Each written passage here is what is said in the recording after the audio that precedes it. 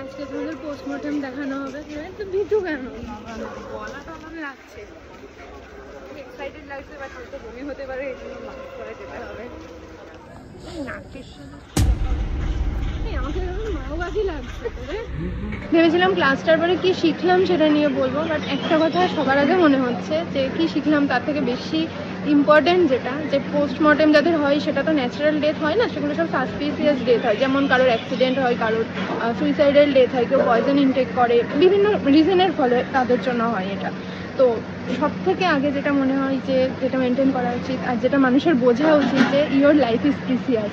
তার কারণ সব কিছুর শেষে কিন্তু কোনো কিছুর কোনো বিভেদ নেই, সবাই ওই এক জায়গাতে আসবে, ওই একভাবে কাটাছেড়া হবে সবার বডি, সব কিছু। তো তার আগে যতদিন জীবন আছে, যেটুকু সময় জীবন আছে, সেটুকুর মূল্য দেওয়া উচিত। আর কোনো পরিস্থিতিতে কোনো কিছু, জীবনে যত কঠিন পরিস্থিতি আসুক সেটা ম্যাটার করে না, কারণ যতদিন জীবন আছে আমাদের সেইভাবে বাঁচা উচিত। এইটুকুই আজকের ভিডিওতে। কি শিখলাম এগুলো নিয়ে পরে কখন আলোচনা করবো, তার থেকে বেশি এটা ইম্পর্টেন্ট ছিল, এইটুকুই সবার আগে শিখলাম।